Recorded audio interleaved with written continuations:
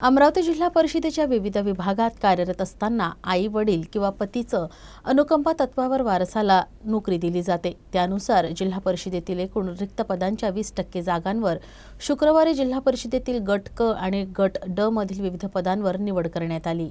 जिल्हा परिषदेच्या मुख्य कार्यकारी अधिकारी संचिता मोहपात्रा यांच्या अध्यक्षतेत तर सामान्य प्रशासन विभागाचे deputy CEO doctor Kailash Ghodke यांच्या उपस्थितीत अनुकंपा तत्वावरील रिक्त असलेल्या पदासाठीची भरती प्रक्रिया 9 फेब्रुवारी रोजी डॉक्टर पंजाबराव देशमुख सभागृहात आयोजित करण्यात आली होती।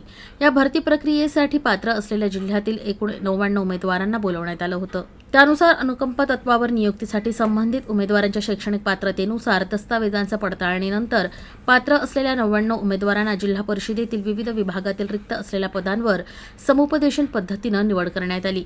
यामध्ये स्थापत्य अभियंता सहाय्यक, कनिष्ठ सहाय्यक लेखा, प्रयोगशाळा तंत्रज्ञ, आरोग्य सेवक पुरुष, वरिष्ठ सहाय्यक लिपिक, विस्तार अधिकारी सांख्यिकी, अंगणवाडी पर्यवेक्षक, औषध निर्माण अधिकारी, कंत्राटी ग्रामसेवक, कनिष्ठ अभियंता बांधकाम, कनिष्ठ अभियंता पाणी पुरवठा, परिचर ही पदं समाविष्ट आहेत।